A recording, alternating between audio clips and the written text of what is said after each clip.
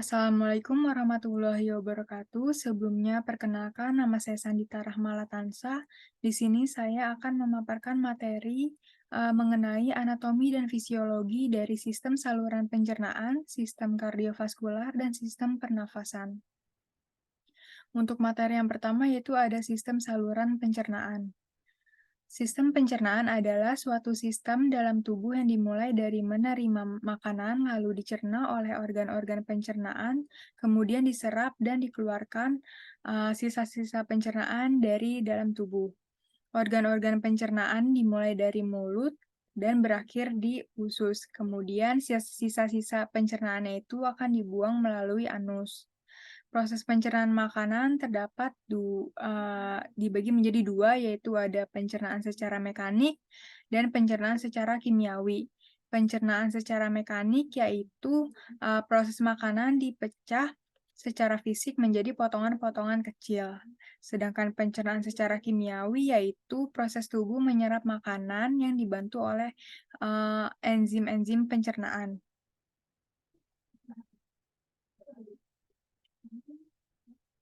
Kemudian di sini ada organ-organ pencernaan. Organ-organ sistem pencernaan terdiri dari rongga mulut, faring, esofagus, lambung, kemudian usus halus, usus besar, dan anus. Pertama yaitu ada rongga mulut. Proses pencernaan dimulai dari rongga mulut. Di dalam rongga mulut ini terdapat organ-organ yang membantu dalam proses pencernaan, yaitu seperti gigi, lidah, dan kelenjar ludah atau air liur. Di dalam rongga mulut, makanan mengalami pencernaan secara mekanik dan secara kimiawi. Kemudian lanjut ke kerongkongan, yaitu tabung berotot dengan panjang sekitar 25 cm yang memanjang dari ujung rongga mulut ke lambung.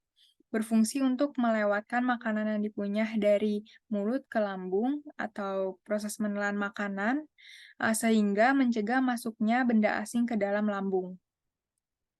Selanjutnya itu ada lambung. Lambung adalah tempat menyimpan makanan sementara dan mencernanya secara kimiawi dengan bantuan sari-sari lambung. Ada 3 enzim di dalam lambung, yaitu ada enzim pepsin, ada enzim lipase, dan ada enzim tripsin. Enzim pepsin yaitu mengubah pati menjadi maltosa dan glukosa, kemudian ada enzim lipase mengemulsikan lemak menjadi asam lemak dan gliserol, kemudian ada enzim tripsin yaitu mengubah pepton menjadi polipeptida atau asam amino.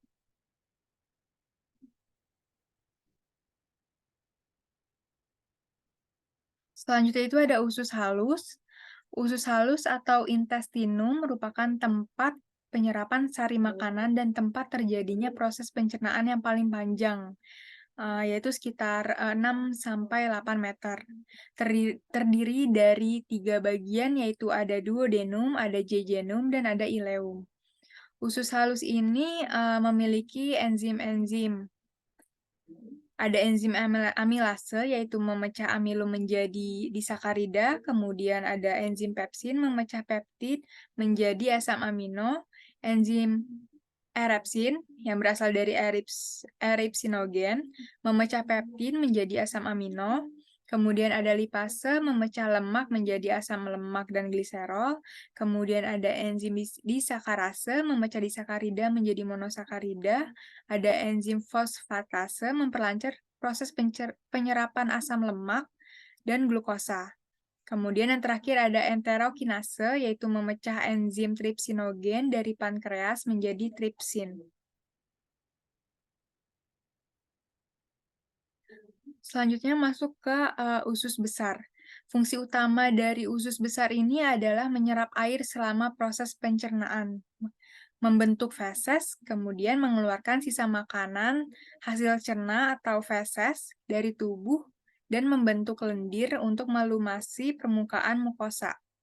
Terdiri dari bagian yang naik, yaitu mulai dari usus buntu atau appendix, bagian mendatar, bagian menurun, dan berakhir pada anus.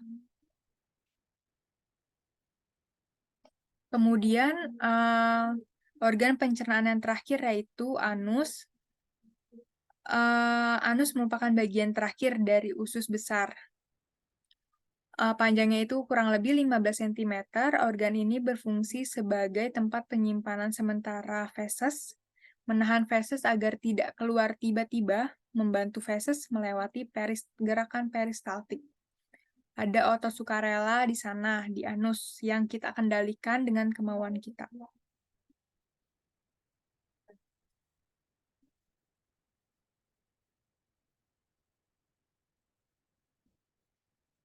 Selain ada organ-organ pencernaan di atas, juga ada organ-organ yang menghasilkan kelenjar pencernaan, yaitu ada kelenjar air liur, kemudian hati, eh, kandung empedu, dan pankreas.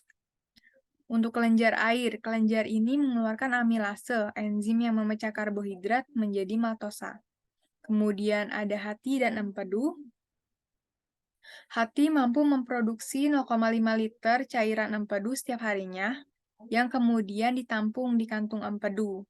Cairan empedu berguna untuk mengemulsikan lemak, yaitu mengubah ukuran lemak menjadi partikel yang lebih kecil agar lebih mudah diserap dan diedarkan ke darah oleh darah ke seluruh tubuh. Kemudian ada pankreas. Pankreas itu menghasilkan enzim pencernaan yang disalurkan ke dalam usus. Enzim yang dihasilkan oleh pankreas beserta fungsinya, yaitu ada amilase mengubah amilum menjadi glukosa, lipase mengubah lemak menjadi asam lemak dan menjadi gliserol. Kemudian ada tripsin mengubah protein menjadi senyawa asam amino.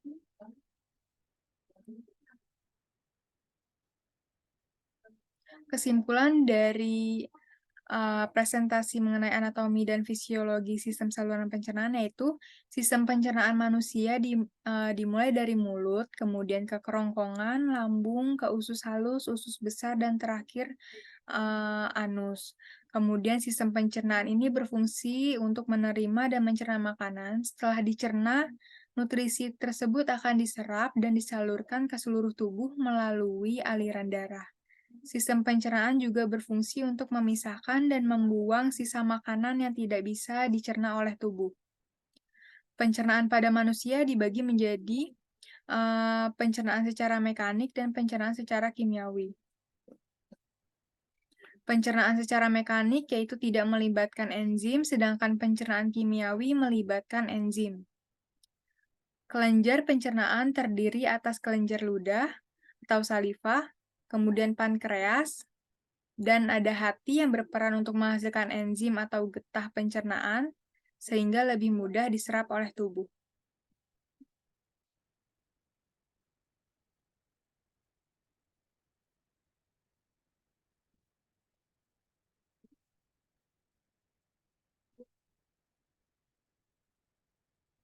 Selanjutnya, materi selanjutnya itu anatomi dan fisiologi sistem kardiovaskular.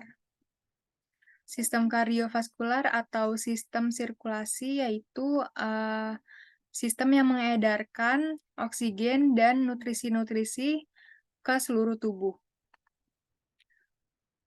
Organ dari sistem kardiovaskular yang pertama yaitu ada jantung. Letak jantung yaitu terletak di rongga dada atau kafum toraks, tepatnya di antara paru-paru kiri dan kanan. Lapisan jantung. Jantung dilapisi oleh pembungkus yang disebut perikardium. Fungsi dari perikardium ini melindungi dan menjaga jantung agar tetap berada di rongga mediastinum. Terdiri dari perikardium fibrosa dan perikardium serosa. Perikardium fibrosa untuk mencegah peregangan jantung berlebih dan mempertahankan posisi jantung. Kemudian untuk perikardium serosa memiliki lapisan dalam dan luar, di antaranya terdapat cairan perikardial untuk mengurangi friksi. Perikardium menghasilkan cairan, disebut cairan perikardium.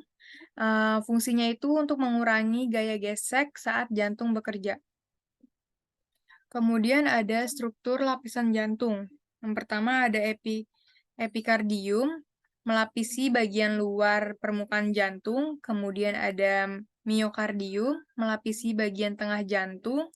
Kemudian yang terakhir ada endokardium, melapisi ruang jantung dengan lapisan tipis dan melindungi katup jantung. Selanjutnya ada interior jantung. Jantung terdiri dari 4 ruangan, yaitu 2 atrium dan 2 ventrikel. Pemisah antara atrium kanan dan atrium kiri yaitu interatrial septum. Kemudian pemisah antara ventrikel kanan dan ventrikel kiri yaitu interventricular septum. Pembatas antara atrium dan ventrikel adalah coronary sulcus. Kemudian pembatas antara ventrikel kanan dan ventrikel kiri adalah interventricular sulcus. Fungsi dari atrium yaitu menerima darah dari vena dan berkontraksi untuk mendorong darah ke ventrikel. Klasifikasinya itu ada atrium kanan dan atrium kiri. Atrium kanan terletak di bagian superior kanan jantung dan berfungsi untuk menerima darah yang kaya akan oksigen dari jaringan ke seluruh tubuh kecuali paru-paru melalui vena cava superior dan vena cava inferior. Untuk atrium kiri terletak di bagian superior kiri jantung, berukuran lebih kecil dan berfungsi menerima darah yang kaya akan oksigen dari paru-paru melalui vena pulmonalis. Selanjutnya ada ventrikel.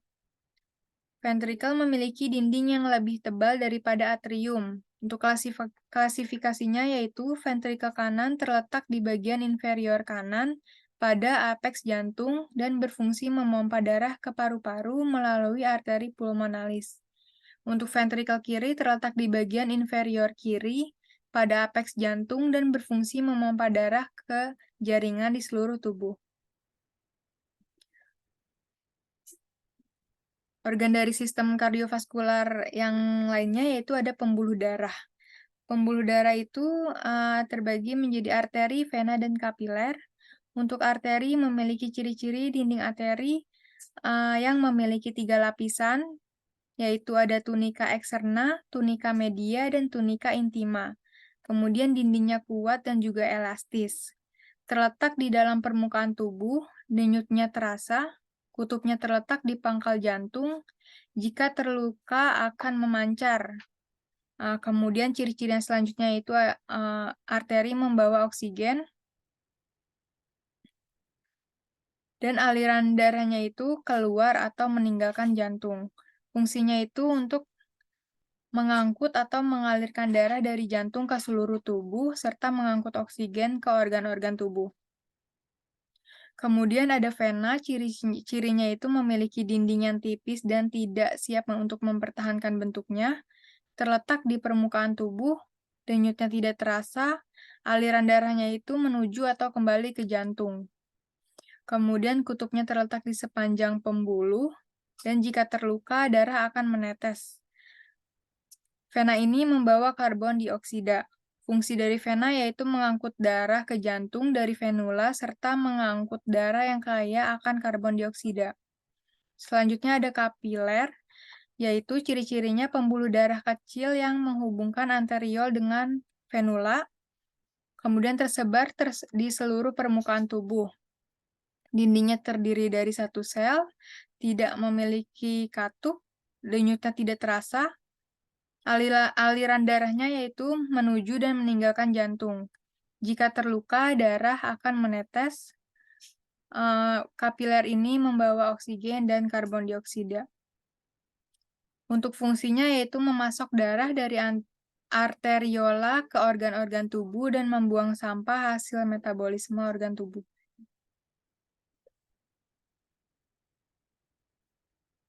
Materi yang terakhir yaitu ada anatomi dan fisiologi dari sistem pernafasan. Sistem pernafasan yaitu sistem organ yang berperan penting dalam pertukaran gas. Sistem pernafasan ini dibagi menjadi 2, yaitu ada saluran pernapasan atas dan saluran pernapasan bawah. Saluran pernapasan atas yaitu terdiri dari hidung, faring, dan laring. Kemudian untuk saluran pernapasan bawah terdapat trakea, bronkus, dan bronkiolus. Organ yang pertama yaitu hidung. Hidung merupakan tempat keluar masuknya udara pernapasan. Udara masuk melalui hidung menuju rongga hidung. Di dalam rongga hidung terdapat rambut hidung dan selaput lendir. Rambut hidung dan selaput lendir berfungsi menyaring udara yang masuk agar bebas dari debu dan kuman. Di dalam hidung, udara mengalami penyesuaian suhu dan kelembapan. Selanjutnya masuk ke faring. Saluran faring ini memiliki panjang 12 hingga 14 cm. Faring berada di belakang hidung, mulut, dan laring, serta lebih lebar di bagian atasnya. Faring terbagi menjadi 3 bagian, yaitu nasofaring, orofaring, dan laringofaring. Fungsinya yaitu sebagai lorong udara, atau udara yang telah sampai ke faring telah diatur kelembapannya oleh hidung, sehingga hampir tidak mengandung debu dan bersuhu mendekati suhu tubuh. Kemudian berfungsi untuk menelan makanan. Refleks dari menelan merupakan kontraksi antara dinding muskular orofaring dan laringofaring. Laring yaitu penghubung antara laringofaring dengan trakea. Laring berfungsi sebagai penghasil suara dan mencegah masuknya makanan dan minuman ke dalam trakea melalui mekanisme dari epiglotis. Selanjutnya ada trakea, yaitu pipa penghubung ke bronkus. Trakea dilapisi oleh selaput lendir yang terdiri dari epitelium bersilia dan sel cangkir. Trakea terdiri dari 3 lapis, yaitu lapisan luar, lapisan tengah, dan lapisan dalam. Lapisan luar terdiri dari jaringan elastis dan fibrosa yang membungkus kartilago. Lapisan tengah terdiri dari kartilago dan pita otot polos yang membungkus trakea dalam susunan helik. Terakhir, lapisan dalam terdiri dari epitelium kolumnar, penyekresi mukus. Selanjutnya ada bronkus. Bronkus terbagi menjadi bronkus kanan dan bronkus kiri. Bronkus kanan lebih vertikal, lebih pendek, lebih lebar daripada bronkus yang kiri. Terdapat cincin tulang rawan yang tidak lengkap dan dilapisi oleh epitel kolumnar bersilia yang pseudostratifikasi. Fungsinya yaitu sebagai jalur udara dari trakea ke paru-paru. Percabangan dari bronkus ialah bronkiolus yang berfungsi sebagai jalur udara dari bronkus menuju ke alveolus. Alveolus yaitu berbentuk seperti kantung yang di dalamnya juga terdapat kantung-kantung atau disebut alveoli. Di dalam alveoli ini terjadinya pertukaran oksigen dan karbon dioksida. Alveoli menyerap oksigen dari udara dan menyebarkannya ke dalam darah, kemudian diedarkan ke sekitar tubuh. Selanjutnya ada paru-paru atau organ vital dari sistem respirasi ini, berfungsi mentransfer oksigen dari udara ke darah dan melepaskan karbon dioksida dari darah ke udara. Selanjutnya di sini ada proses dari pertukaran gas. Pertukaran gas terjadi antara alveolus atau ruang udara di paru-paru dan kapiler atau pembuluh darah kecil di sekitarnya. Oksigen berdifusi dari udara alveolar ke dalam darah, sementara karbon dioksida berdifusi dari darah ke udara alveolar. Oksigen terikat pada hemoglobin dalam sel darah merah dan diangkut ke seluruh tubuh. Sementara karbon dioksida larut dalam darah dan dibawa kembali ke paru-paru untuk dikeluarkan. Sistem kardiovaskular berperan penting dalam transportasi oksigen dan karbon dioksida ke dan dari tempat pertukaran gas di paru-paru.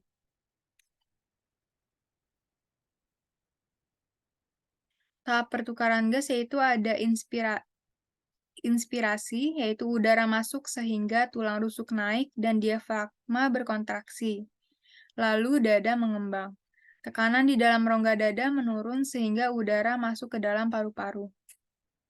Yang kedua ada ekspirasi, yaitu tulang rusuk menurun dan diafragmanya relaksasi. Tekanan di dalam rongga dada meningkat sehingga udara keluar dari paru-paru. Kesimpulannya yaitu sistem pernapasan terbagi menjadi sistem pernafasan atas atau saluran pernafasan atas dan saluran pernafasan bawah yang dibatasi oleh laring. Saluran pernafasan atas terdiri dari hidung, faring, dan laring, sedangkan saluran pernafasan bawah terdiri dari trakea, bronkus, dan bronkiolus. Dalam proses pernafasan, udara memasuki mulut atau hidung dan melewati trakea atau tenggorokan, kemudian masuk ke bronkus serta bronkiolus, hingga sampai ke alveoli. Pertukaran oksigen dan karbon dioksida ini terjadi di alveoli. Alveoli menyerap oksigen dari udara dan menyebarkannya ke dalam tubuh untuk kemudian diedarkan dan menyebarkan ke dalam darah untuk kemudian diedarkannya ke dalam tubuh. Sekian presentasi dari saya. Untuk kekurangannya mohon maaf. Wassalamualaikum warahmatullahi wabarakatuh.